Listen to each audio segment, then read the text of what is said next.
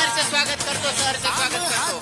तरुणाईला उद्योगाला दिली चालना, फुले शाहू आंबेडकरांचा या ठिकाणी घडवूचला. आदरणीय शरदचंद्रजी पवार साहेब यांचं आगमन झालेलं आहे. मान्यवरांना विनंती आहे की आपण महाराष्ट्राचा जाणता राजा आदरणीय उमेदवार आदरणीय नारायणराव पाटील यांना विनंती आहे की आपण व्यासपीठावरती यायचंय. या ठिकाणी आपल्या जिल्ह्याचा स्वाभिमान महाराष्ट्राचे माजी उपमुख्यमंत्री विजयसिंहजी मोहिते पाटील साहेब आलेले आहेत. सगळ्यांनी टाळ्यांच्या गजरामध्ये त्यांचं स्वागत करायचंय.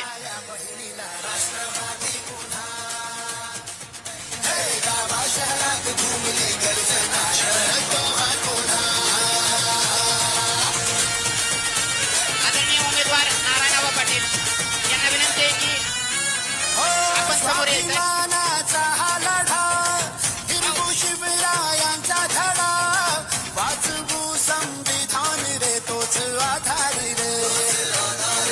हो वीज पाणी या शेतीला, गावोगावी आम्ही गेला, शिक्षणाचा निर्धार रे स्वप्न. रामकृष्ण हरी. आवाज आवाज मोठा आला पाहिजे, नागपूरला गेला पाहिजे. रामकृष्ण हरी, रामकृष्ण हरी. सन्माननीय मान्यवरांना विनंती आहे की या ठिकाणी आपण महाराष्ट्राचा जाणता राजा छत्रपती शिवाजी महाराज ज्यांनी या भारताची राज्यघटना लिहिली, ते भारतरत्न महामानव डॉक्टर बाबासाहेब आंबेडकर ज्यांनी शिक्षणाची गंगोत्री या महाराष्ट्रामध्ये आणि देशात आणली, ते आदरणीय ज्योतिबा फुले, अण्णाभाऊ साठे, अहिल्यादेवी होळकर आणि आपल्या सोलापूर जिल्ह्याचे नेते, या करमाळा तालुक्याचा स्वाभिमान, देशभक्त माजी आमदार स्वर्गीय नामदेवरावजी जगताप यांच्या प्रतिमांचं पूजन या ठिकाणी मान्यवरांच्या हस्ते संपन्न होत आहे. या ठिकाणी मी आदरणीय नारायणराव पाटील आणि माजी आमदार जयवंतरावजी जगताप साहेब यांना विनंती करतो की त्यांनी देशाचे नेते माजी केंद्रीय कृषी मंत्री आदरणीय शरदचंद्रजी पवार साहेब यांचा सत्कार करावा.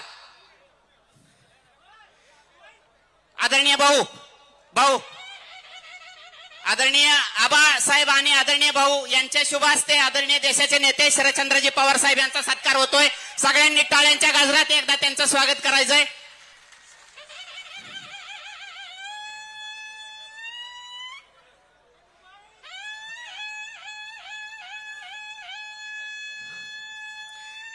या ठिकाणी महाराष्ट्र राज्याचे माजी उपमुख्यमंत्री आदरणीय विजयसिंहजी मोहिते पाटील साहेब यांचा सत्कार युवा नेते सुनील बापू सावंत आणि युवा नेते शंभूराजे जगताप यांच्या शुभ हस्ते संपन्न होतोय.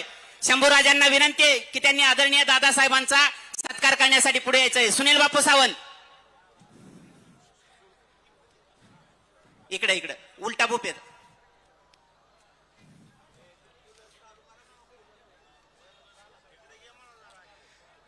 माढा लोकसभा मतदारसंघाचे लोकप्रिय खासदार आदरणीय धैर्यशीलजी मोहिते पाटील साहेब यांचा या ठिकाणी सत्कार करमाळा राष्ट्रवादी तालुका अध्यक्ष संतोषजी वारे आणि या सभेचे संयोजक माननीय देवानंदजी बागले यांच्या शुभ हस्ते होतोय.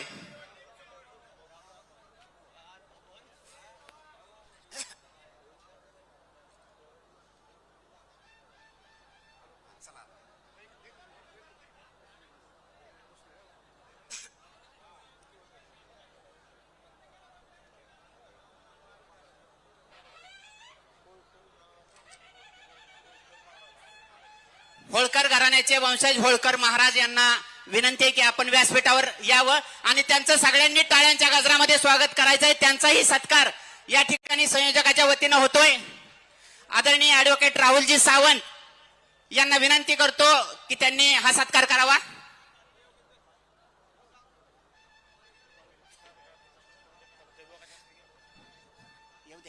काँग्रेसचे तालुका अध्यक्ष प्रतापरावजी जगताप आपणही पुढे या.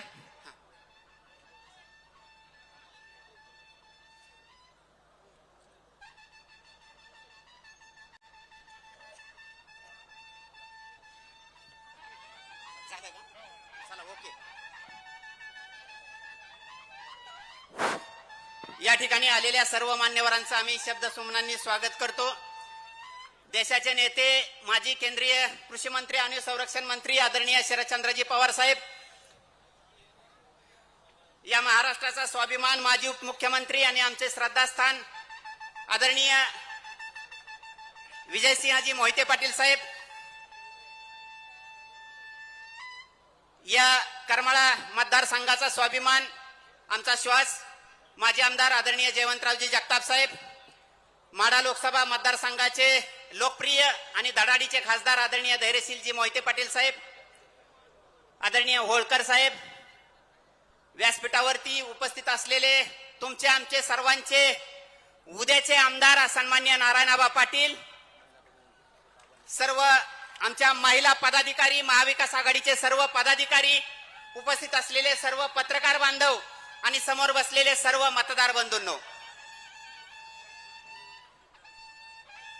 244 करमाळा विधानसभा मतदारसंघाची निवडणूक जाहीर झाल्यानंतर ज्यावेळेस राष्ट्रवादी काँग्रेस पक्षाच्या वतीनं आणि महाविकास आघाडीच्या वतीनं आदरणीय नारायणआबा पाटील यांनी आपला उमेदवारी अर्ज दाखल केला, त्याच्यानंतर आदरणीय नारायणआबा पाटील असतील, आदरणीय माजी आमदार जयवंतरावजी जगताप असतील, आदरणीय सावंत बंधू असतील, राष्ट्रवादीचे, शिवसेनेचे, काँग्रेसचे सगळे पदाधिकारी असतील, यांनी या करमाळा मतदारसंघातील गाव न गाव आणि वाडी वस्ती पिंजून काढली.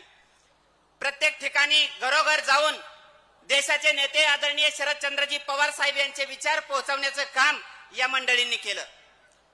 बंधूंनो, या महाराष्ट्रातल्या शेतकऱ्यांची संपूर्ण कर्जमाफी जर कुणी केली असेल तर ती आदरणीय शरदचंद्रजी पवार साहेब यांनी केली. या महाराष्ट्रातील फळबागधारकांना अतिवृष्टी झाल्यानंतर जर जास्त प्रमाणात अनुदान आणि संपूर्ण मदत जर कुणी केली असेल तर ती आदरणीय शरदचंद्रजी पवार साहेब यांनी केली. या महाराष्ट्रातील शेतकऱ्यांची वीज बिल माफ करण्याचं काम आदरणीय शरदचंद्रजी पवार साहेब यांनी केलं. आणि सगळ्यात महत्वाचं म्हणजे ज्या वेळेस या देशावरती भूकंप असो, अतिवृष्टी असो, पूर असो, ओला दुष्काळ असो, सुका दुष्काळ असो, अशी जीवघेणी संकट आली, त्यावेळी विघ्नहर्ता म्हणून या देशामध्ये जर सगळ्यात पहिल्यांदा नाव कुणाचं घेतलं जातं तर आदरणीय शरदचंद्रजी पवार साहेबांचं घेतलं जातं. मग तो भूकंप महाराष्ट्रातल्या किलारीचा असू द्या अथवा गुजरातचा असू द्या.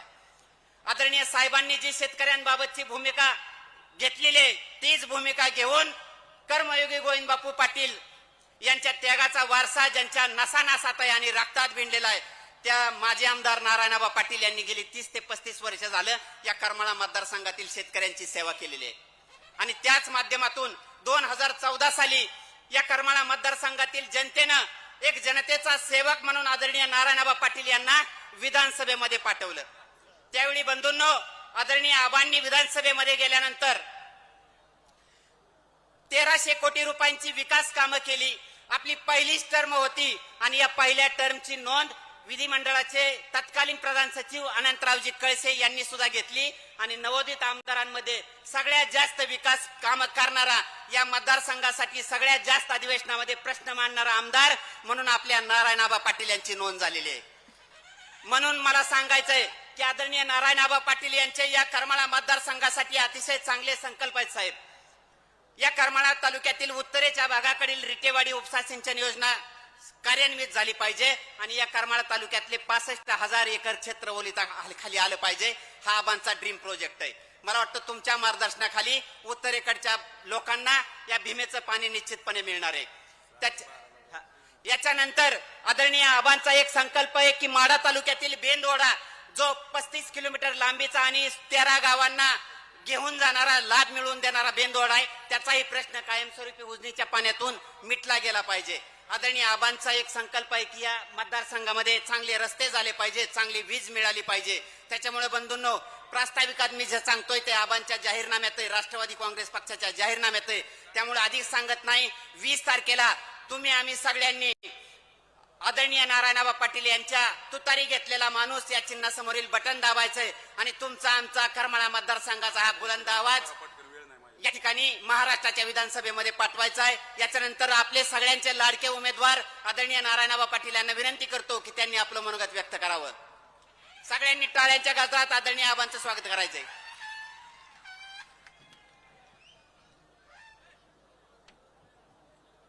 होऊ घातलेल्या विधानसभेच्या प्रचाराच्या निमित्ताने आज आपल्या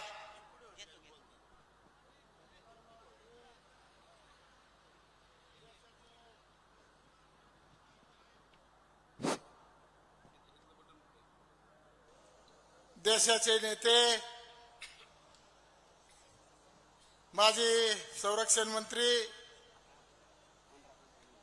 आणि कृषी मंत्री सन्माननीय शरदचंद्रजी पवार साहेब, या कार्यक्रमाला उपस्थित असलेले जिल्ह्याचे आणि महाराष्ट्राचे नेते विजयसिंहजी मोहिते पाटील, त्याचबरोबर खासदार सन्माननीय धीरशीलजी पाटील साहेब, कार्यक्रमाला उपस्थित असलेले बोरगावचे राष्ट्रवादीचे जिल्हाध्यक्ष संघटक सचिव सन्माननीय पाटील साहेब, या कार्यक्रमासाठी उपस्थित असलेले होळकर घराण्याचे वंशज सन्माननीय होळकर साहेब, व्यासपीठावरील उपस्थित असलेले आमचे सहकारी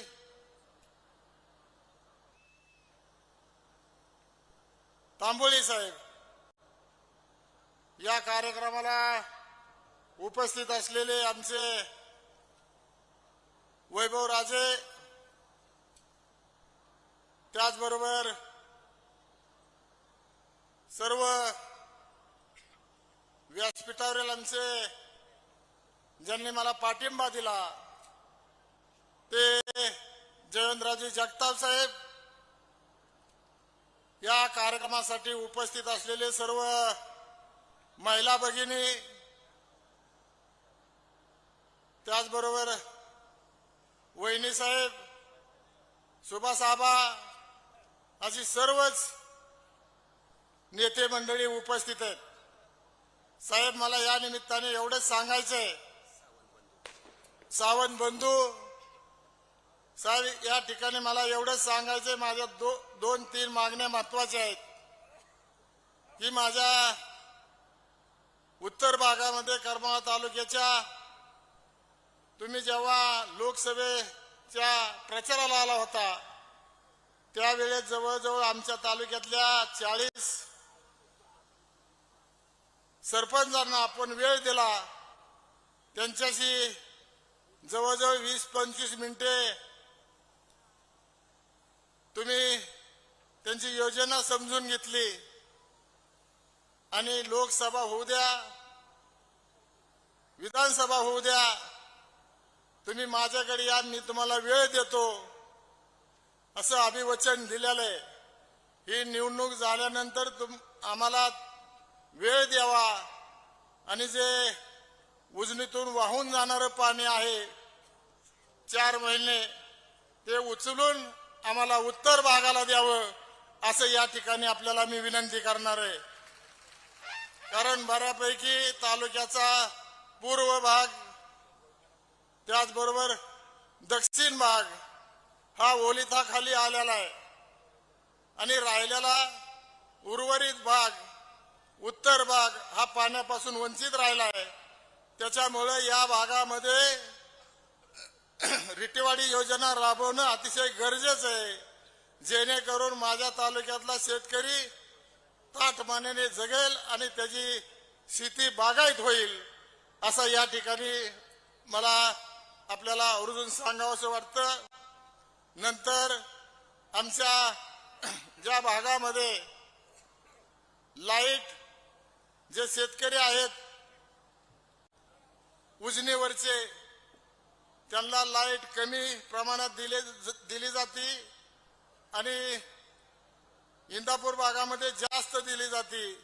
तर इंदापूरला जेवढी 8-9 तास लाईट दिली जाते तेवढीच माझ्याही शेतकऱ्याला 8-9 तास लाईट मिळावी अशी एक आपल्याला विनंती करणार आहे.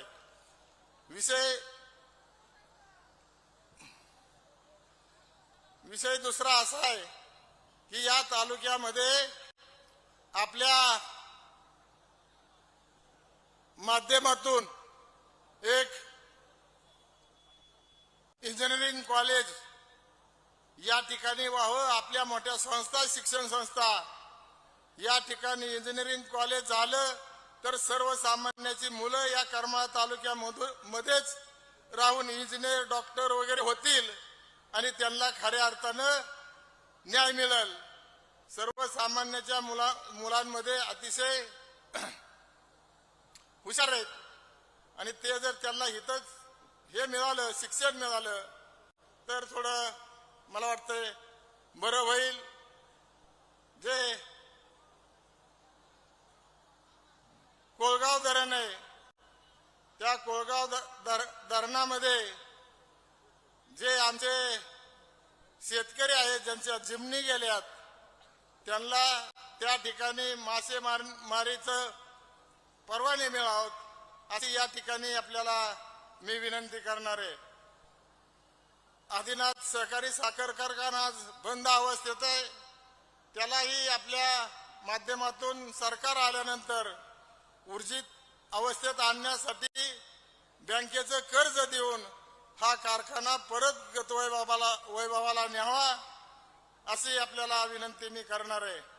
मला या निमित्ताने आपल्याला सांगायचं आहे साहेब की हा तालुका पूर्वीपासूनच सन्माननीय पवार साहेबांना तुम्हाला मानणार आहे, मोहिते पाटलांना मानणार आहे, त्याचबरोबर नामदेव जगताप यांचे चिरंजीव जयंतराव जगताप यांना मानणार आहे. आणि म्हणून पहिल्यापासून ही माणसं आपल्या सहवासामध्ये राहिलेली आहेत आणि म्हणून अधिक बोलणार नाही. मी जाता जाता एवढंच सांगेल की मी सर्वसामान्य कुटुंबातला आणि तुमच्या जुन्या सहकार्याचा मुलगा आहे. माझ्यावरती तुमची कृपादृष्टी राहावी आणि मला तुमचा आशीर्वाद मिळावेत. माझ्या पाठीमागं तुमच्यामुळं हा करमाळा तालुका उभा राहिलेला आहे. मोहिते पाटलांमुळं माझ्या पाठीमागं हा करमाळा तालुका उभा राहिलाय. निश्चित या वेळेस तुम्ही मला तिकीट दिले तो माझा निश्चित विजय हा निश्चित झालेला आहे. फक्त तुम्ही आव्हान करा. आमचा करमाळा तालुका पूर्ण तुमच्या क्षमतेने पाठीमागे उभा राहील अशी या ठिकाणी ग्वाही देतो. अधिक न बोलता, अधिक न वेळ घेता मी माझे 2 शब्द संपवतो. जय हिंद, जय महाराष्ट्र. धन्यवाद आबा. या ठिकाणी करमाळा मतदारसंघाचे माजी आमदार सन्माननीय नारायणआबा पाटील, सन्माननीय जयवंतरावजी जगताप साहेब यांना विनंती करतो की त्यांनी आपलं मनोगत व्यक्त करावं. एकदा आदरणीय जयवंतराव जगताप साहेब यांच्यासाठी सगळ्यांनी टाळ्या वाजवायच्यात. आज या ठिकाणी उमर शमशेर मदारी समाज यांनी सन्माननीय शरदचंद्रजी पवार साहेब यांच्या पक्षाला आणि मला पाठिंबा दिलेला आहे. त्यांचं सगळ्याच्या वतीनं आम्ही धन्यवाद देतो, आभार मानतो.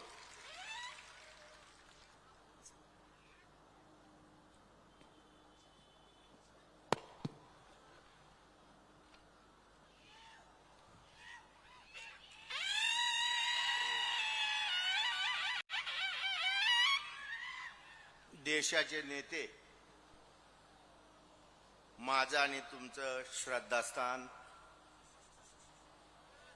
केंद्रीय संरक्षण मंत्री, कृषी मंत्री, महाराष्ट्राचे मुख्यमंत्री आणि आपल्या महाराष्ट्राचा सह्याद्री म्हणून ज्यांचा आम्ही नाम उल्लेख करतो, आदरणीय श्री पवार साहेब, आमचे तुमचे दुसरे श्रद्धास्थान असलेले आमच्या जिल्ह्याचे महाराष्ट्राचे नेते आदरणीय विजयसिंह मोहिते पाटील साहेब, दादा, आमचे नवीन खासदार आदरणीय धैर्यशील मोहिते पाटील साहेब, भूषण सिंग होळकर, अहिल्यादेवी यांचे वारसदार भूषणसिंग राजे होळकर, व्यासपीठावरती बसलेले सर्व मान्यवर, साहेबांना पुढं सभेला जायचंय, त्याच्यामुळं सगळ्याचा नाम उल्लेख शक्य नाही. पण आदरणीय व्यासपीठ, आशीर्वाद द्यायला आलेले तुम्ही सगळे मतदार आणि बंधू आणि भगिनी, या ठिकाणी मला वाटतं नारायण आंबाजी त्याच्या भाषणात सगळ्या मागण्या मांडलेल्या आहेत साहेबांच्या पुढं, आणि साहेबांनी त्या ऐकल्या आहेत. त्यामुळे मी काय परत मांडत नाही, कारण आमदार त्याला व्हायचंय. ते सगळ्या मागण्या पूर्ण करून घेईल. इकडे बसा, इकडे बसा काका, इकडे बसा, असं इकडे इकडे इकडे इकडे.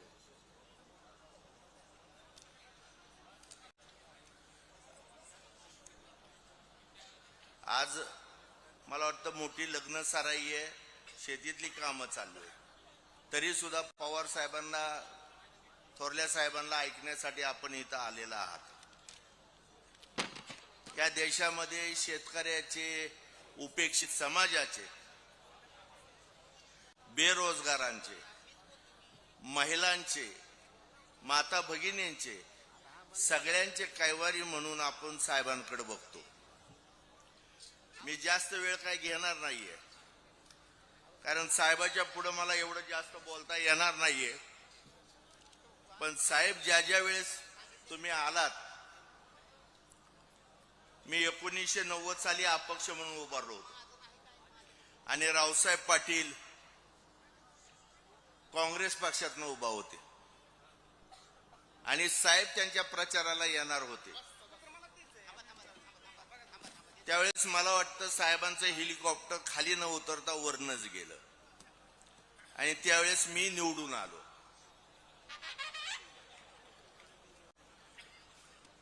संजय शिंदेला पाठिंबा दिल्यानंतर साहेबांचा आशीर्वाद आहे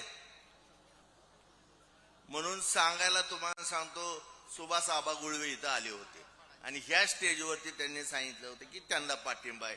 त्यावेळेस सुद्धा तुम्हाला सांगतो, आपण संजय शिंदेला निवडून दिलं. 1909 ला 9 ते 4 मी सेनेतनं निवडून आलो होतो, पण साहेब तुमच्या बरोबरच होतो. आणि अपक्ष निवडून आल्यावर सुद्धा मी साहेबांकडेच गेलो होतो. 9 ला काही थोड्या गोष्टी घडल्या असतील, साहेबांनी थोडासा कानाक डोळा केला आणि श्यामल बागलच्या प्रचाराला आले, त्या निवडून आल्या. म्हणजे ज्या वेळेस साहेब येतात त्यावेळेस नारायण आबा हा विजय निश्चित असतो. आणि आज सुद्धा साहेब आलेत, तो आमदार झालाय. तो जेवढेही प्रश्न साहेबांच्या पुढे मांडलेत ते साहेबांना आधीच माहिती आहेत. जरी तू सांगितले तरी साहेब त्याची निश्चित अंमलबजावणी करतील. आणि मला वाटतं कर्जमाफी असेल, आमच्या आया बहिणींना सुरक्षा सुव्यवस्था असेल, किंवा तुम्हाला सांगतो तुमच्या शेतीमालाला हमी भाव असेल, तर ते म्हणजे फक्त आमचे साहेबच देत आहेत. आज साहेबांना म्हणणार नाही मी एवढं वय झालंय तेवढं वय झालंय, कारण साहेबांना लय राग येतो त्या गोष्टीचा. पण यमाला सुद्धा मागं सारून साहेबांनी तुमच्या सेवेसाठी व्रत घेतलेलं आहे. त्या साहेबांच्या पाठीशी आपण खंबीरपणाने उभा राहावं, आणि भविष्यामध्ये साहेबांना परमेश्वराने हजारो वर्षाचं आयुष्य द्यावं, असं या ठिकाणी मी तुम्हाला साक्षी ठेवून सांगतो. त्याच्यामध्ये आमचा स्वार्थ आहे की तुमच्यासारखा नेता साहेब होणे नाही आणि होणारही नाही. म्हणून तुमची ह्या देशाला, राज्याला गरज आहे. आणि ह्या वेळेस साहेबांचं स्वप्न पूर्ण करण्यासाठी महाराष्ट्रामध्ये जेवढेही साहेबांनी उभा केलेले तुतारी वाजवणारा माणूस, त्याला सगळ्यांनी निवडून द्यायचंय. कुणी साहेबांचं चिन्ह घेऊ द्या, काही घेऊ द्या, त्यांना ते लाभत नाही आणि पचतही नाही. कारण तुम्ही सगळे साहेबांच्या माग पाठीशी खंबीर उभारला आहात आणि साहेबाचा आशीर्वाद जोपर्यंत तुमच्या आमच्या डोक्यावर आहे तोपर्यंत तुम्हाला सांगतो आम्ही अडचणीत येणार नाही. भविष्यामध्ये हा महाराष्ट्र सुजलाम सुफला करण्यासाठी आणि तुमच्या सगळ्या मागण्या आणि तुमच्या अपेक्षा पूर्ण करण्यासाठी आपण साहेबाच्या पाठीशी उभं राहावं अशी पुन्हा एकदा आपल्याला सगळ्याला विनंती करतो. आणि साहेबांना अनेक सभा घ्यायच्या आहेत त्याच्यामुळं मी माझं प्रास्ताविक हितच थांबवतो. जय हिंद, जय महाराष्ट्र. यानंतर देशाचे नेते माजी केंद्रीय कृषी मंत्री आणि संरक्षण मंत्री तुमचा आमचा स्वाभिमान या महाराष्ट्रातील शेतकऱ्यांचा जाणता राजा आदरणीय शरदचंद्रजी पवार साहेबांना विनंती करतो की त्यांनी आपलं मनोगत या ठिकाणी व्यक्त करावं. रामकृष्ण हरी. आवाज मोठा. रामकृष्ण हरी.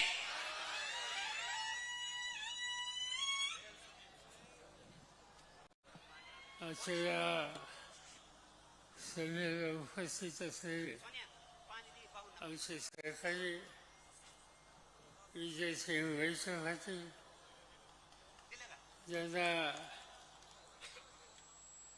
देशाच्या लोकसभेमध्ये तुम्ही निवडून दिलं ते खासदार जयसिंह वैष्णव पाटील ज्यांचे आत्ताच विचार आपण ऐकले माजी आमदार जयंतराव जगताप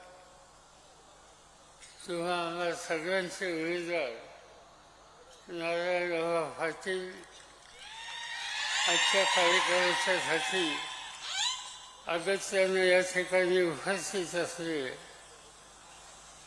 मल्हारराव अहिल्याबाई होळकर यांच्या कुटुंबाचे वारसदार भूषणसिंग होळकर, रवी पाटील, सविताराजे भोसले, सुवर्णताई शिवफुले, संतोष वारे, वैभवराजे जगताप, शौर्यराजे जगताप, संजय पाटील घासेकर, सुभाष गुरुवे, शहाजीराव देशमुख, इरफानशाह तांबोळी, श्री सावंत, देवानंद लागल, नवनाथ झोळ, अतुल पाटील, नलिनीताई जाधव, व्यासपीठावर बसलेले बाकी सगळे सहकारी आणि हजारोच्या संख्येनं भर सकाळी आजचा दिवस एक मोठी लग्नाची तीच आहे.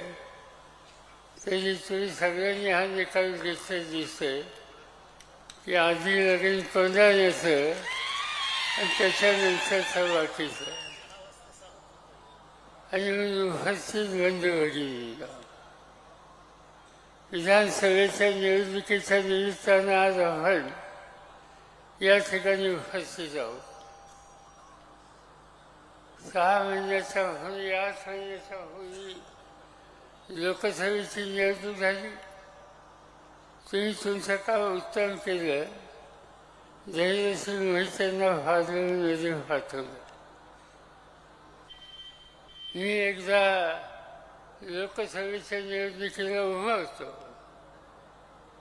आणि त्या निवडणुकीत सुद्धा तुम्ही मोठ्या मताने मला दिल्लीला पाठवलं. केंद्राची जबाबदारी मिळवली आणि जे काही करता येईल ते देशासाठी करण्याचा प्रयत्न केला. कर्नाळा तालुका याला महाराष्ट्राच्या इतिहासामध्ये एक महत्त्वाचा हिस्सा आहे. मला आठवत आहे की एकेकाळी मी सोलापूर जिल्ह्याचा पालकमंत्री होतो आणि त्या काळामध्ये सोलापूर जिल्ह्याचं नेतृत्व हे 2 तालुक्याकडे होतं. एक कर्नाळा तालुका नामदेवरावजी जगताप यांच्या नेतृत्वाखाली आणि दुसरा माळशिरस तालुका स्वर्गीय शंकररावजी मोहिते पाटील यांच्या नेतृत्वाखाली. अनेक वर्ष या जिल्ह्याचा कारभार या उभयतांनी केला.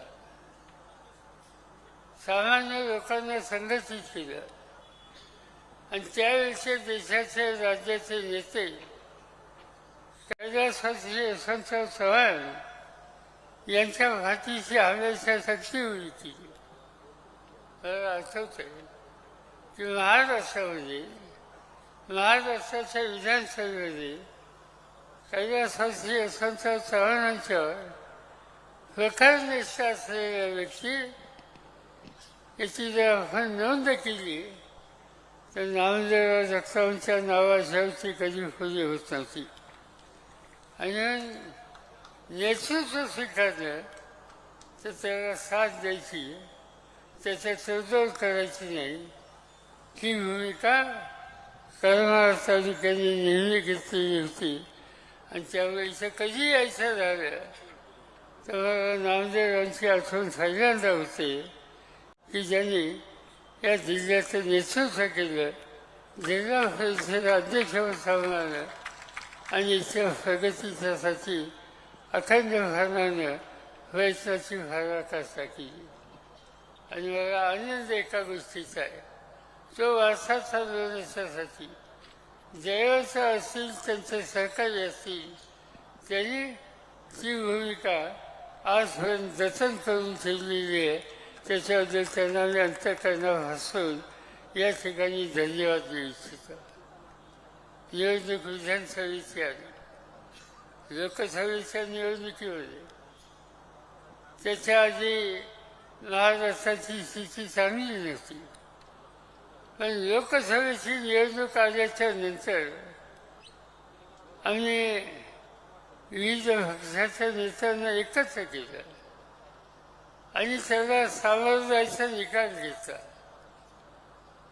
महाराष्ट्रामध्ये एकंदर 48 खासदारांच्या जागा होत्या. आम्ही विरोधकांची एकी केली, निवडणुकीला सामोरं गेलो. 48 पैकी तुम्ही लोकांनी 31 जागा आम्हाला लोकांच्या बाजारात दिल्या आणि एक मोठा विजय देशाच्या भाजपाच्या निवडणुकीमध्ये करण्याच्या संबंधीचा इतिहास तुम्ही लोकांनी घडवला होता. दिल्लीमध्ये बहुमत आम्हाला मिळालं नाही.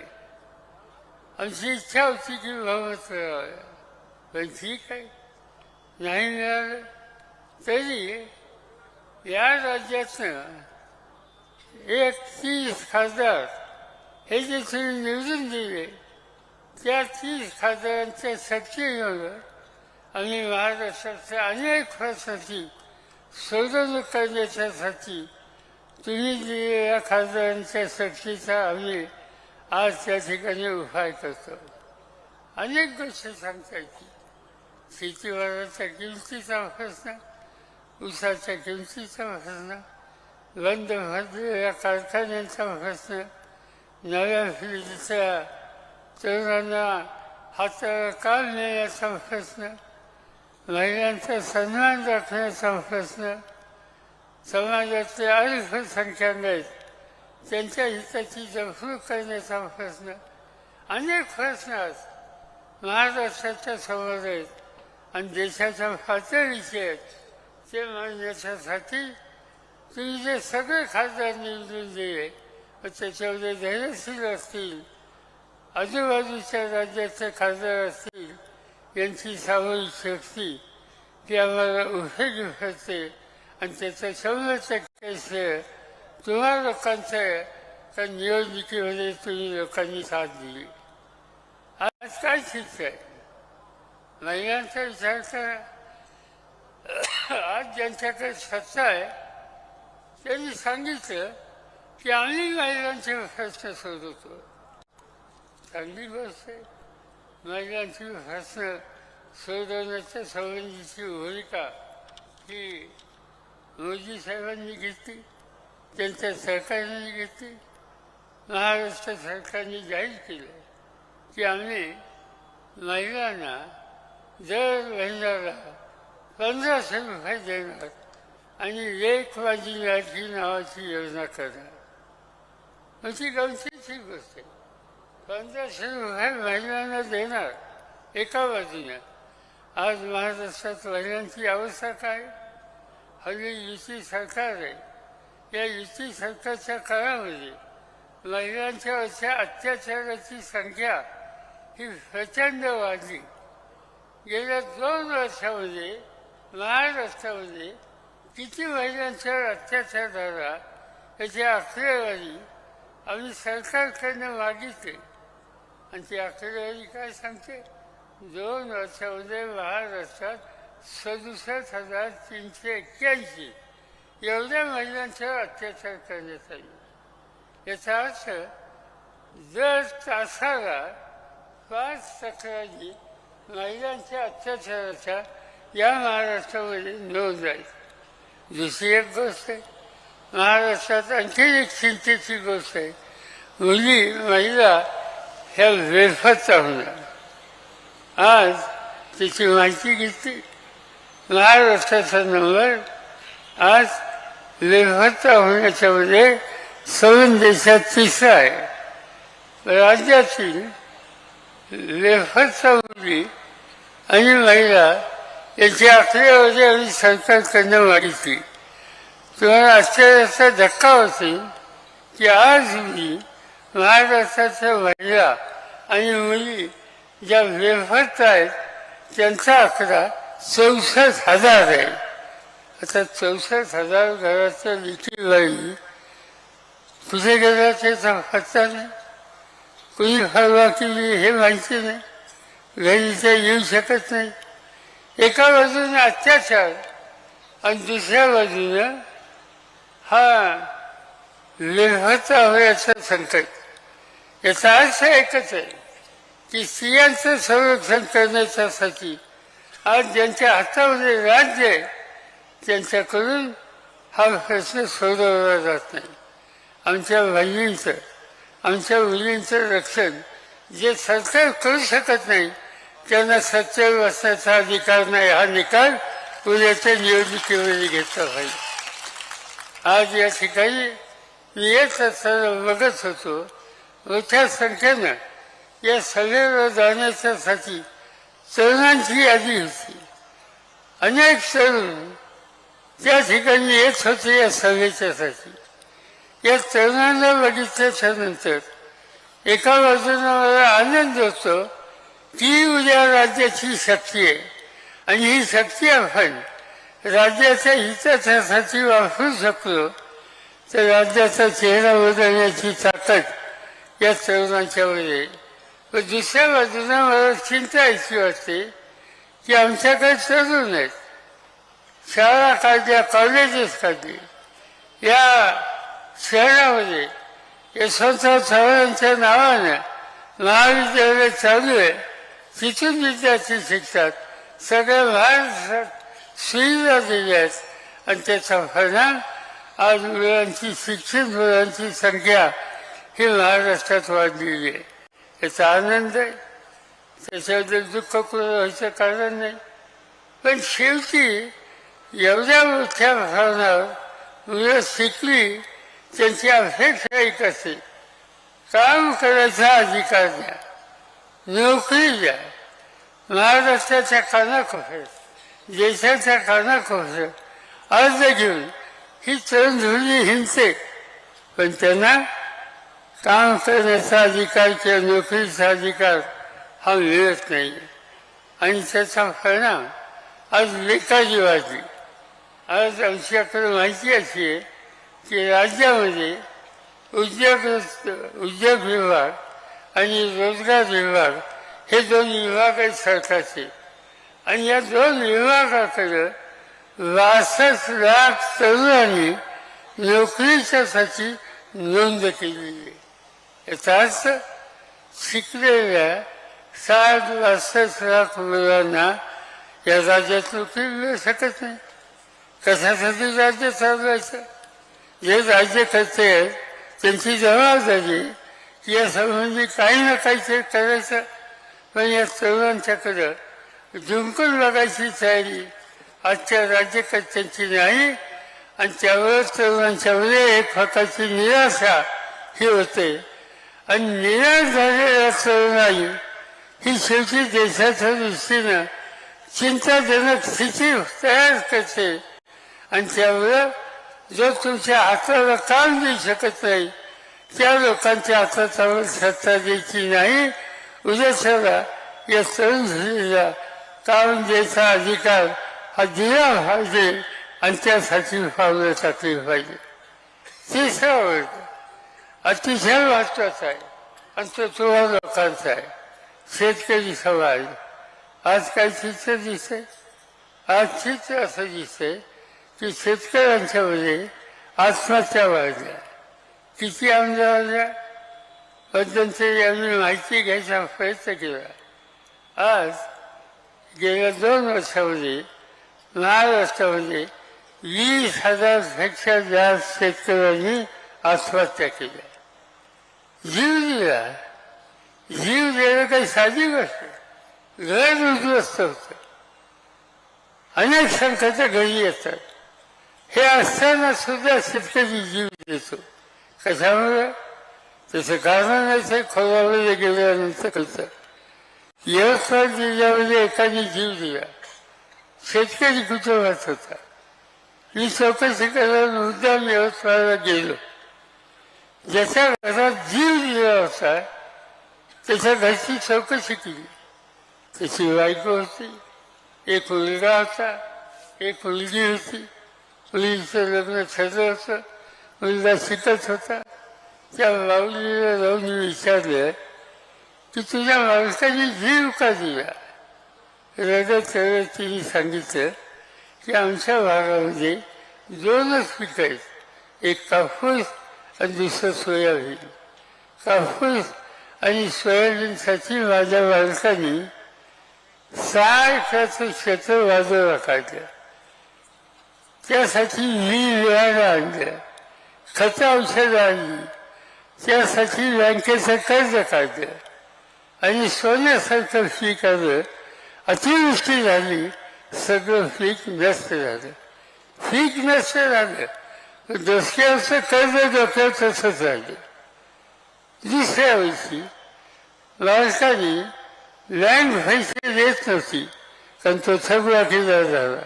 सोसायटी पैसे देत नव्हते, त्याचं कारण थकबाकी. मग त्यांनी काय करावं? तो खाजगी सावकाराकडे गेला आणि सावकाराकडनं कर्ज घेतलं. पुन्हा 6 एकराचं क्षेत्र लावलं आणि परिणाम काय झाला? सोन्यासारखं पीक आलं आणि कपाशीवर लाल्या नावाचा रोग पडतो, तो रोग पडला आणि सगळं पीक उसळत झालं. त्याचं योजना जे होतं सावकाराच्याकडनं घेतलेलं ते दुसऱ्या तसंच राहिलं. 2 कर्ज फेडायची ऐकत नाही, थकबाकीदार कर्ज नाही मिळत नाही, भांडवली गुंतवणूक करायची ताकद नाही. आणि असे दिवस चालले. एक दिवशी सावकारांनी तगार लावला, माझे पैसे टाक. तो देऊ शकला नाही. त्याच्या घरातली भांडी कोणी बाहेर काढली. त्या ग्रस्ताला ते सहन झाले. मुलीचं लग्न ठरलंय, काही पाहुणे येणार आहेत आणि त्यांच्यासमोर घरातली भांडी बाहेर काढणं ही आमच्या सन्मानाच्या दृष्टीने अतिशय वाईट गोष्ट आहे. ते त्याला सहन झालं नाही. दुसऱ्या दिवशी बाजारात गेला, इंजिनची बाटली घेतली, घाटा खाला आणि जीव देऊन टाकला. शेतकरी जीव असा देतो, काहीतरी कारण नाही. त्याची शेती उद्ध्वस्त व्हायला लागली. त्यामुळं त्याच्या डोक्याचं कर्ज फेडण्याची ताकद राहिली नाही. त्यामुळं नाईलाजाने या चौकाला जाण्याची भूमिका आज शेतकरी करायला लागले. आणि ज्या राज्यामध्ये 2 वर्षामध्ये 20,000 लोक, 20,000 शेतकरी आत्महत्या करतात, याचा अर्थ राज्यकर्त्यांनी शेतकऱ्यांच्या प्रश्नाकडे हवं तसं लक्ष दिलं नाही, हाच त्याचा निष्कर्ष आहे. आणि आत्महत्या शेतकऱ्यांची थांबवायची असते, महिलांचे अत्याचार थांबवायचे असतील, तरुणांच्या हाताला काम द्यायचं असेल तर राज्याच्या कामाच्या पद्धतीमध्ये बदल केला पाहिजे. मग तो बदल कसा करायचा? उद्याच्याला 20 तारखेला मत द्यायचा अधिकार तुम्हा सगळ्यांना मिळेल. आणि तो अधिकार मिळाल्याच्या नंतर त्या अधिकारानुसार तुम्ही मतदान केंद्रात जाणे आणि जी मतपत्रिका तुमच्या समोर असेल ती आज हा शेतकरी असेल, महिला असेल, तरुण असेल, यांच्या प्रश्नाची सोडवणूक करण्याची ताकद महाविकास आघाडी या संघटनेच्याकडे आहे. आणि या संघटनेच्या वतीनं या मतदारसंघामध्ये आम्ही सगळ्यांनी नाराज भाषांची उमेदवारी या ठिकाणी दिलेली आहे.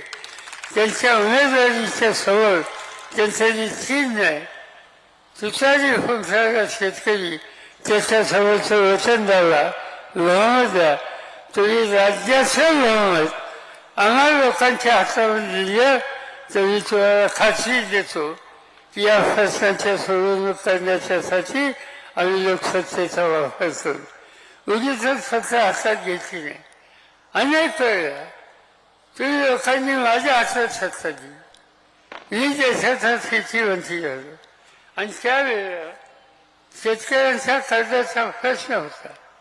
त्याचा सुटका करण्याच्यासाठी 70,000 कोटीचं कर्ज माफ करून टाकलं.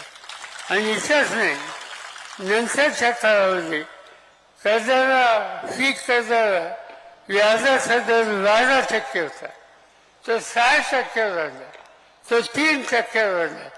आणि जिथे जिल्हा बँका चांगल्या आहेत त्या बँकांना सांगून काही जिल्ह्यात तो 0% सुद्धा आणला. कदाचित दृष्टी असली, लोकांचं सहकार्य असलं तर संकटातून बाहेर काढायला मार्ग निघू शकतो. पण आज ज्यांच्या हातात सत्ता आहे, मग ते देवेंद्र फडणवीस असतील, त्यांचे सहकारी असतील, यांना कमी किंमत शेतकऱ्याची नाही, त्यांना शेतकऱ्याच्या प्रश्नाची जाण नाही. फक्त टीका टिप्पणी करणं एवढंच काम करणाऱ्या लोकांना तुमच्या प्रश्नाच्या सोडवणुकीची आस्था नाही, ज्यांना तुमच्याबद्दल आस्था नाही, त्यांच्याबद्दल आम्हालाही आस्था नाही. आम्ही तुम्हाला दाराशी उभं करणार नाही, मताचा दोघा तुम्हाला देणार नाही. हा निकाल तुम्हाला घ्यावा लागेल. अनेक गोष्टी सांगता येतील, स्थानिक गोष्ट आहेत.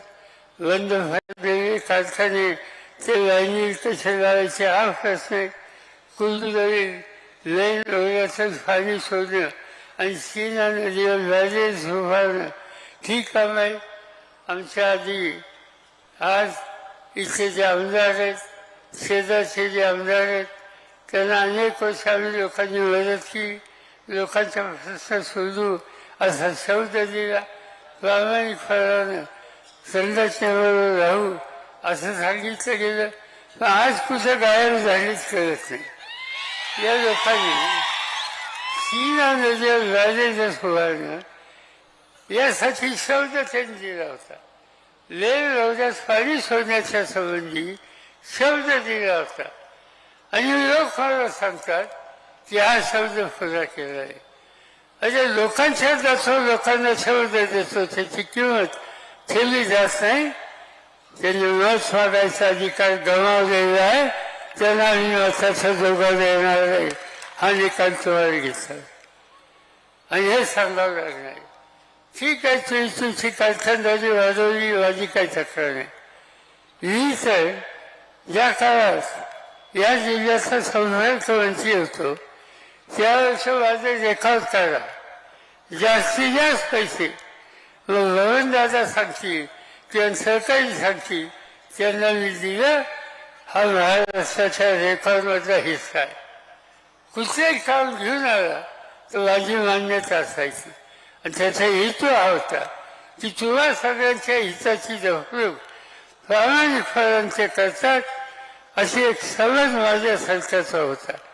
पण नंतरच्या काळामध्ये लक्षात आलं की हे जे काही करतात ते शेतकऱ्यांच्यासाठी नाही, गावच्या लोकांच्यासाठी नाही. मग तो करमाळा असेल, तो वाडा असेल, तिथे जनतेच्यासाठी नाही. जे काही करायचं ते पहिल्यांदा आपल्याही स्वतःचा स्वार्थ याशिवाय दुसऱ्या गोष्टीकडे लक्ष दिलं नाही. आणि जो स्वतःच्या स्वार्थाचा विचार करतो त्यांना आपल्याला इतकी सहकार्य करण्याची आवश्यकता नाही. आणि त्यासाठी आतापर्यंत कौतुक झालं, ते खूप झालं. आता या निवडणुकीमध्ये खरं चित्र त्यांचं आणि तुम्ही सत्याच्या संदर्भात काय करू शकता या भागाचा निर्णय हा उद्याच्या 20 तारखेच्या मतदानामध्ये तुम्ही लोकांनी केला पाहिजे हे या ठिकाणी मी सांगू इच्छितो. अनेक छोटे मोठे प्रश्न आहेत. आज विजेचा प्रश्न आहे, पाण्याचे प्रश्न आहेत. याचा मार्ग काढावा लागेल, एकत्र बसावं लागेल. नारायण आम्हाला तुम्ही निवडून द्या.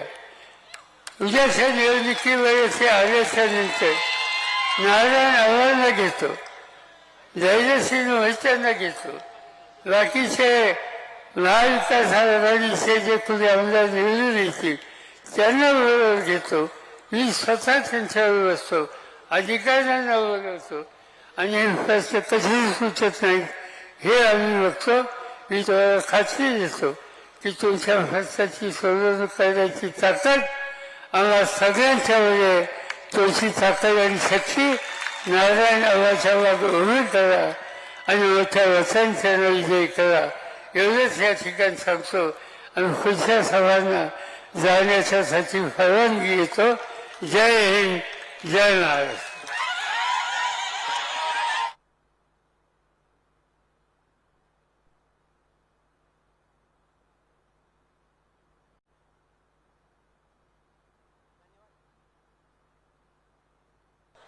हा माईक सुरू कर.